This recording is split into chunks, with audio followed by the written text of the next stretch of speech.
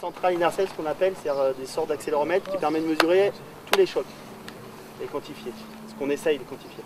À travers la technologie GPS, on va pouvoir avoir en temps réel l'activité des joueurs, que ce soit ce qu'on appelle nous l'activité physique, c'est-à-dire en termes de distance parcourue, vitesse de course, accélération, choc aussi subi par le joueur, et puis également la réponse physiologique à travers un suivi de la fréquence cardiaque. Donc tout ça, on est capable de l'avoir, encore une fois en temps réel, sur notre ordinateur, sur 30 joueurs à la fois. L'intérêt de ces données-là à l'heure actuelle de la préparation à la Coupe du Monde, c'est de vraiment suivre précisément l'activité physique, la charge de travail physique du joueur.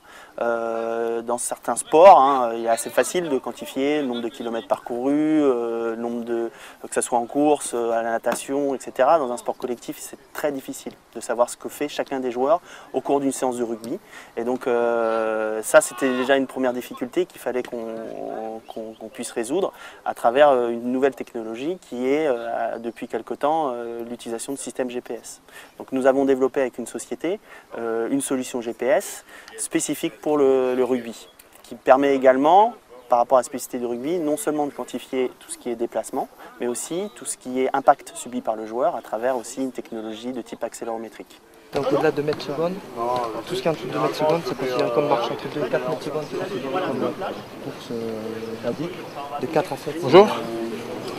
Footy, run, et de 7, au-delà de 7, c'est sprint. Et le GPS que nous utilisons est un GPS avec une très grosse précision. Le GPS d'une voiture est environ entre 9 et 60 mètres de précision. Là, pour le rugby, on est obligé d'avoir un GPS qui sera inférieur à 30 cm pour pouvoir donner des informations qui sont réelles et de bonne qualité. Donc nous avons été obligés de travailler vraiment sur la qualité de ces données. À tous les joueurs, avec une incrémentation de ce qu'ils font. Et après, par exemple, sur un exo, on les classe par exemple, de celui qui a été le plus vite ou moins vite, etc. Avec un feedback comme ça. N'attends pas. Ok, c'est parti, Guillaume. Ouais, c'est parfait, bien, c'est bien adapté. Ouais, bien joué.